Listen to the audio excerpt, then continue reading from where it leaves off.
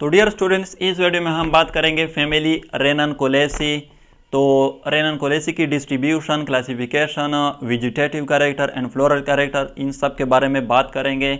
तो सबसे पहले ये याद रखें कि रेननकोलेसी की फैमिली को बटरकप फैमिली भी कहते हैं। तो सबसे पहले इसकी क्लासिफिकेशन की बात करते हैं। तो अगर देखा जाए तो रेननकोलेसी जो है ये डिवीजन स्पर्मेटोफाइटा और फिनोरोगेम में रखी गई है।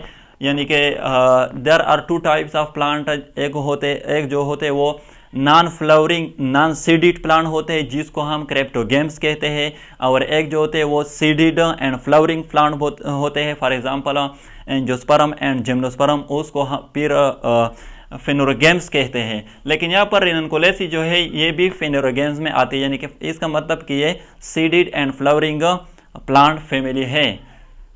दूसरी बात, सब डिवीजन एंजियोस्पर्म में आती है, क्लास डाइकाटिलिडन्स में आती है, और order Ranales and family Ranunculaceae. Second बात, डिस्ट्रीब्यूशन। तो ये मोस्ट प्रिमिटिव प्लांट फैमिली है रेननकोलेसी, और ये कहाँ पर पाई जाते हैं? आकर in the northern temperate region of the world. यानी कि ये नॉर्थन टेम्परेट रीजन जो है वर्ल्ड के, वहाँ पर ये पाई जाती है। इसके बाद इसके 50 जेनरा है एंड 2000 स्पीशीज है। तो ये इसका डिस्ट्रीब्यूशन हुआ। थर्ड वन जो है वो है वेजिटेटिव कैरेक्टर। वेजिटेटिव कैरेक्टर में habit, root, stem and leaves आते हैं। तो सबसे पहले हैबिट की बात करते हैं। अब यहाँ पर हैबिट में ये जो मेंबर होंगे रेननकोलेसी फैमिली के, वो एनुअल और पेरेनियल हर्ब्स होंगे। Some plants are climbing shrubs. अब यहाँ पर एनुअल और पेरेनियल का क्या मतलब है? एनुअल वो प्लांट होते हैं जिसकी लाइफ साइकिल कंप्लीट होती है 1 ग्रोविंग सीजन में, और पेरेनियल वो प्लांट्स होते हैं जिसकी life cycle more than 2 years की होती है। अब यहाँ पर इसके बाद बात करते हैं श्रब और हर्ब्स की कि ये क्या है। तो हमारे साथ there are 3 types of plants. Plant की 3 टाइप्स, एक है हर्ब्स, एक है श्रब, और थर्ड वन जो है वो है ट्रीज। तो हर्ब्स जो है उसकी जो स्टेम होती है वो एक्सट्रीमली सॉफ्ट होता है। स्लाइटली हार्ड स्टेम वाले जो होते हैं उसको फिर श्रब कहते हैं, और एक्सट्रीमली हार्ड स्टेम वाले जो होते हैं उसको ट्रीज कहते हैं। तो एक्चुअली हैबिट यानी कि रेननकोलेसी के जो मेंबर होंगे वो एनुअल और पेरेनियल हर्ब्स होंगे। वो सम प्लांट जो होंगे वो क्लाइंबिंग श्रब होंगे। अब यहाँ पर क्लाइंबिंग का क्या मतलब है? क्लाइंबिंग का मतलब कि वो खुद एरेक्ट नहीं हो सकते, वो दूसरे ऑब्जेक्ट का सहारा लेते हैं, यानी उस दूसरे ऑब्जेक्ट के जरिए चढ़ जाते हैं। फॉर एग्जांपल ये हमारे साथ एक प्लांट है जो एरेक्ट है। अब यहाँ पर जो क्लाइंबिंग श्रब होंगे वो किस तरह होंगे? ये हमारे साथ अदर प्लांट है जो फर्स्ट प्लांट है इसका सहारा लेते हैं और फिर ये मतलब चढ़ जाता है। तो फिर इस प्लांट को हम कहते हैं क्लाइंबिंग।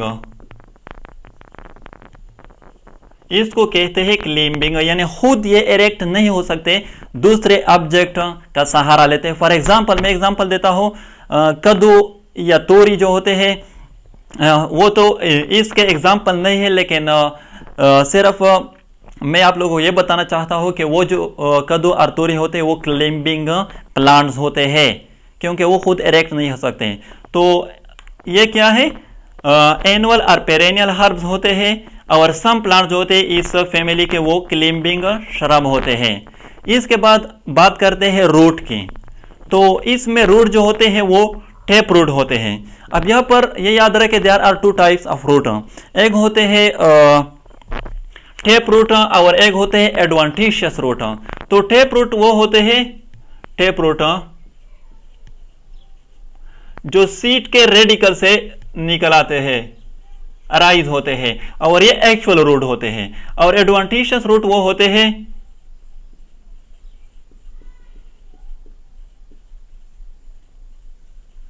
एडवांटिशियस रूट वो होते हैं जो प्लांट्स के एनी पार्ट से अराइज होते हैं अदर देन रेडिकल के अलावा एनी पार्ट से वो अराइज हो सकते हैं, और ये ट्रू रूट्स नहीं होते। ये एडवांटिशियस रूट जो होते हैं ये ट्रू रूट्स नहीं होते। लेकिन ये याद रखें टेप रूट जो है ये कैरेक्टरिस्टिक है डाइकोटिलीडन की, और एडवेंटिशियस रूट जो है ये कैरेक्टरिस्टिक है मोनोकोटिलीडन की। तो एक्चुअली हमने कहा कि ये रेनकोलेसी जो है ये डाइकोटिलीडन में आती है, तो इसे हम यहाँ पर जो रूट होंगे वो टेप रूट होंगे। In some plant root store food materials. बास प्लांट यहाँ पर इस फैमिली में ऐसे प्लांट्स भी है जिसमें जिसके जो रूट होते हैं उसमें फूड मटेरियल स्टोर होते हैं, जैसे कि यहाँ पर एग्जांपल दिया गया है रेननकोलस फिकेरिया। और ये भी याद रखिए ये टेप रूट जो होते हैं ये primary, secondary and tertiary root पर मुश्तमिल होते हैं। फॉर एग्जांपल ये रूट है, इससे फिर सेकेंडरी रूट अराइज होते हैं, फिर इससे टर्शियरी रूट जो है वो अराइज होते हैं। तो ये टेप रूट इस तरह होते हैं। और एडवेंटिशियस रूट जो है ये ब्रांच फॉर्म में होते हैं, इसमें सेकेंडरी, टर्शियरी एंड ये रूट्स नहीं होते, ये ब्रांच फॉर्म में होते हैं इस तरह। इसके बाद बात करते हैं स्टेम की कि इसका स्टेम किस तरह होगा। तो stem mostly herbaceous, erect, sometime runner और क्लिम्बिंग। इन सम प्लांट अंडरग्राउंड राइजोम। आप जैसा कि पहले हमने कहा कि ये प्लांट जो है इस फैमिली के वो हर्ब्स है, तो इसलिए इसका स्टेम हर्बेशियस होगा, सॉफ्ट होगा, सॉफ्ट। एरेक्ट होगा, एरेक्ट मतलब स्टैंडिंग फॉर्म में होगा, लेकिन सम टाइम रनर और क्लिम्बर। बाज ऐसे प्लांट भी है जिसमें स्टेम जो है ये रनर और क्लिम्बर होता है। अब क्लिम्बर को जैसे कि पहले मैंने यहाँ पर बता दिया, क्लिम्बर का मतलब के दूसरे ऑब्जेक्ट का सहारा लेते हैं चढ़ने के लिए, यानी कि खुद एरेक्ट नहीं हो सकते। अब रनर क्या होते हैं? रनर जो होते हैं वो स्टेम इस तरह होते हैं कि वो जमीन पर स्प्रेड होते हैं। फॉर एग्जांपल ये हमारे साथ ग्राउंड है, तो ये इस तरह जमीन पर स्प्रेड होते हैं, तो फिर इसको हम रनर कहते हैं। यानी कि रनर अगर जमीन पर स्प्रेड हो जाए तो इसको फिर रनर कहते हैं हम।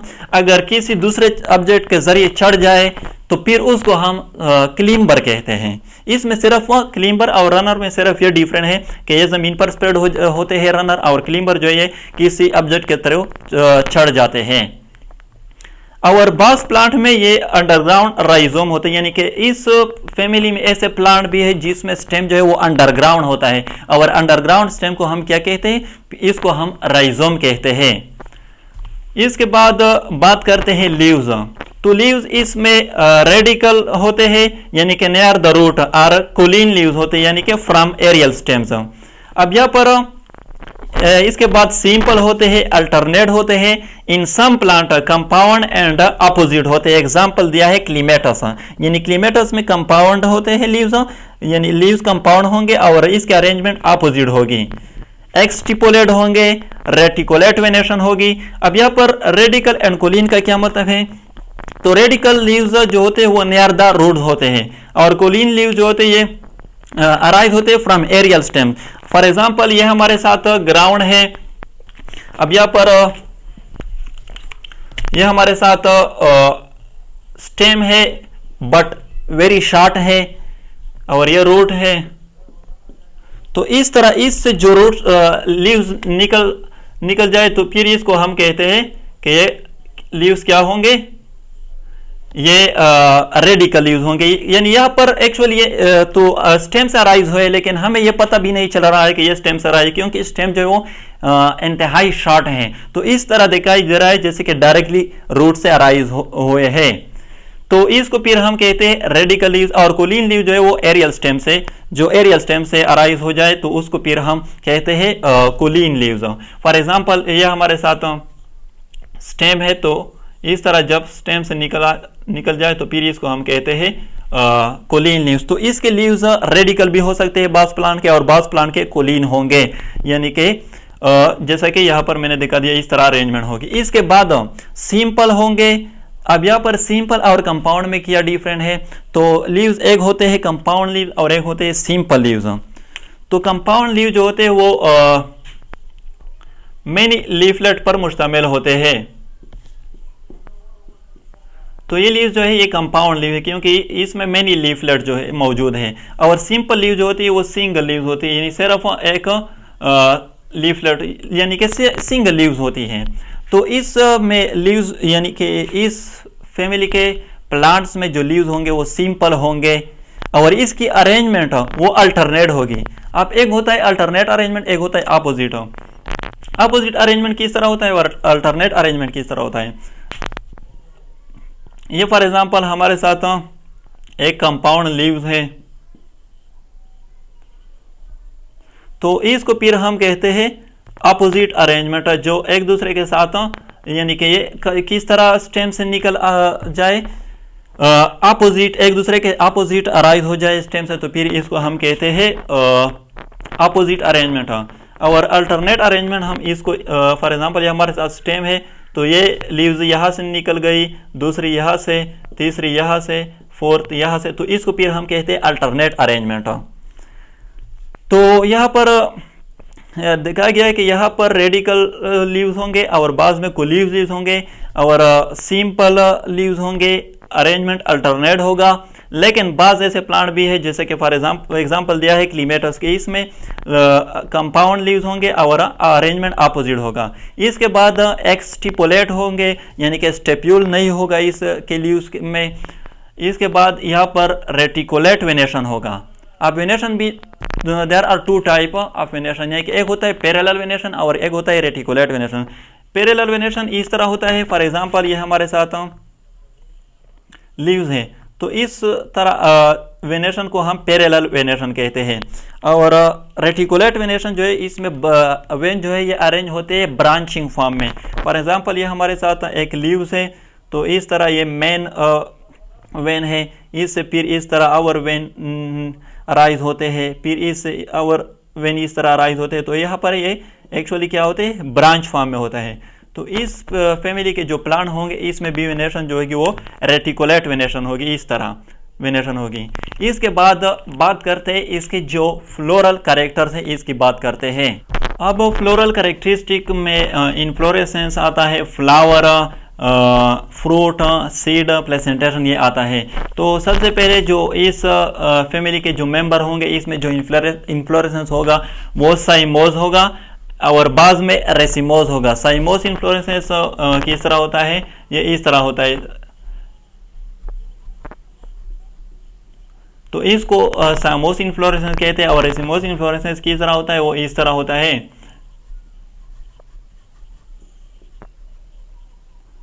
इस तरह।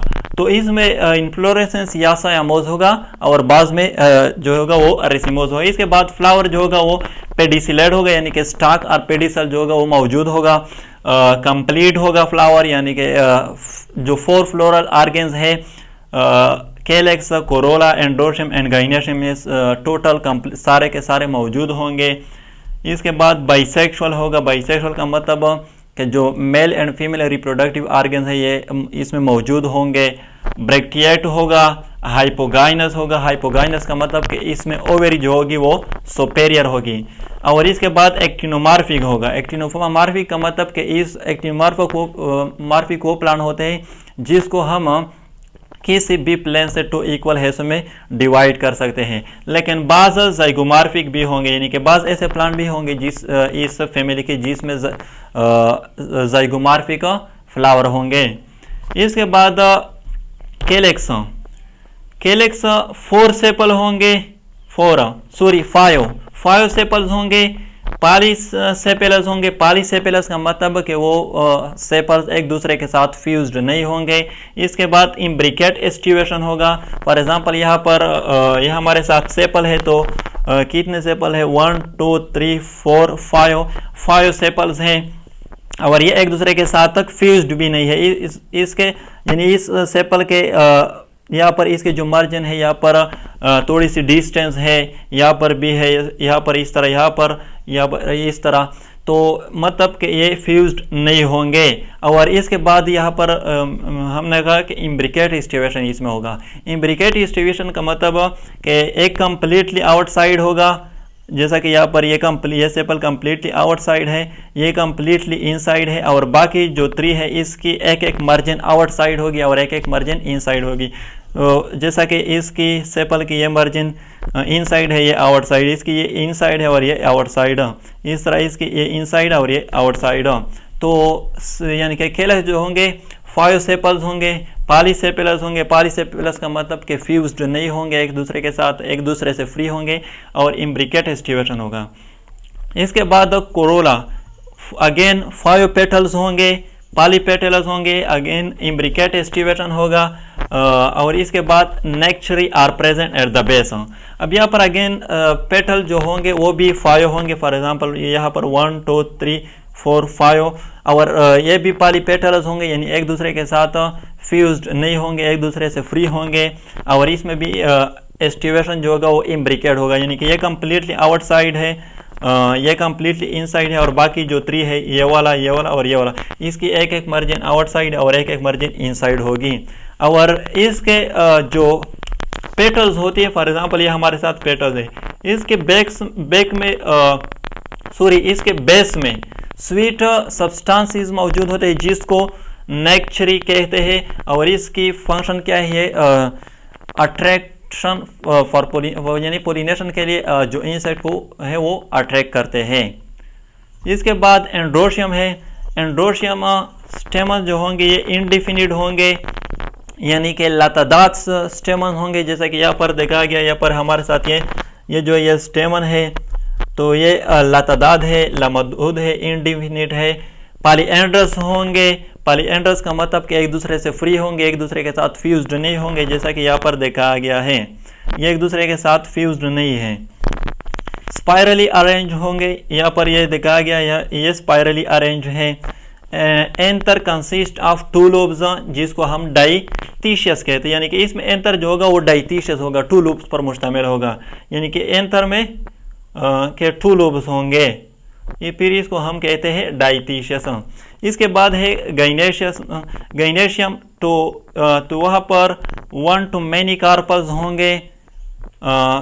यहाँ पर मैंने लिखे है तो 1 भी हो सकता है। एपोकार्पस होंगे। एपोकार्पस का मतलब कि ये एक दूसरे से फ्री होंगे, एक दूसरे के साथ फ्यूज्ड नहीं होंगे। रेयरली सिनकार्पस, और सिनकार्पस का मतलब फ्यूज्ड, यानी कि बाज प्लांट में फ्यूज्ड भी हो सकते हैं ये कार्पस, लेकिन अमूमन ये एपोकार्पस होंगे, फ्री होंगे। स्पाइरली अरेंज होंगे, यानी यहाँ पर देखा गया है, यहाँ पर ये स्पाइरली अरेंज है, और ओवेरी जो होगी वो सुपेरियर होगी। इसके बाद इसमें प्लेसेंटेशन जो होगा वो मेरिजिनल होगा और बेसल प्रेजेंटेशन हो। इसको मेरिजिनल प्रेजेंटेशन कहते हैं जब ओव्यूल जब अटैच होता है मार्जिन के साथ, तो फिर इसको मेरिजिनल प्रेजेंटेशन कहते हैं। और अगर बेस के साथ अटैच है, फॉर एग्जांपल इस तरह, तो यहाँ पर ये अटैच है इसके बेस के साथ, तो फिर इसको हम कहते हैं बेसल प्रेजेंटेशन। फ्रूट जो होगा वो एग्रीगेट होगा। एग्रीगेट ये टाइप है फ्रूट का, जब आप लोग फ्रूट पढ़ेंगे तो वहाँ पर आप लोगों को पता चल जाएगा कि एग्रीगेट फ्रूट किस तरह होता है। रेयरली बेरी और कैप्सूल, बाज प्लांट में ये बेरी होंगे या कैप्सूल, ये भी क्या है, टाइप है फ्रूट का। इसके बाद सीड जो होगा वो स्मॉल होगा एंड इंडोस्पर्मिक होगा। इसके बाद इसका जो फ्लोरल फार्मूला है वो किस तरह होगा, तो वो इस तरह होगा। दिस साइन शो दैट के इसके जो फ्लावर है वो जाइगोमॉर्फिक होंगे, जैसा कि यहाँ पर एक्टिनोमॉर्फिक, जैसा कि यहाँ पर देखा गया है। और इसका मतलब कि ये फ्लावर बाइसेक्सुअल होंगे, जैसा कि यहाँ पर देखा गया है कि ये बाइसेक्सुअल है। और के 5 का मतलब कि कैलेक्स, यानी कि इसमें 5 सेपल्स होंगे, जैसा कि यहाँ पर मैंने मेंशन किया है 5 सेपल्स। और C5 का मतलब कि पेटल्स भी 5 होंगे, जैसा कि यहाँ पर मैंने मेंशन किया है 5 पेटल्स। और A∞ का मतलब कि स्टेमन जो होंगे वो इंडिफिनिट होंगे। इंडिफिनिट का मतलब कि लातादाद होंगे, लामहदूद होंगे, यहाँ पर मैंने मेंशन किया है इंडिफिनिट स्टेमन। और यहाँ पर G1 अप टू इन्फिनिटी का मतलब जैसा कि यहाँ पर कार्पल जो है ये 1 भी हो सकता है, यानी 1 भी हो सकता है, और मैनी भी हो सकते हैं, इनडिफिनिट भी हो सकते हैं, जैसा कि यहाँ पर मैंने मेंशन किया है 1 to many कार्पल्स। और लास्ट में ये जो लाइन है ये शो कर रही है कि ओवेरी जो होगी वो सुपेरियर होगी।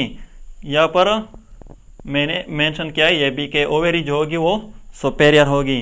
तो डियर स्टूडेंट्स, ये थी फैमिली रेननकुलेसी। अगर वीडियो अच्छी लगे तो चैनल को सब्सक्राइब करें और इस इन्फॉर्मेशन के लिए हमारे साथ कनेक्ट रहे। Thank you.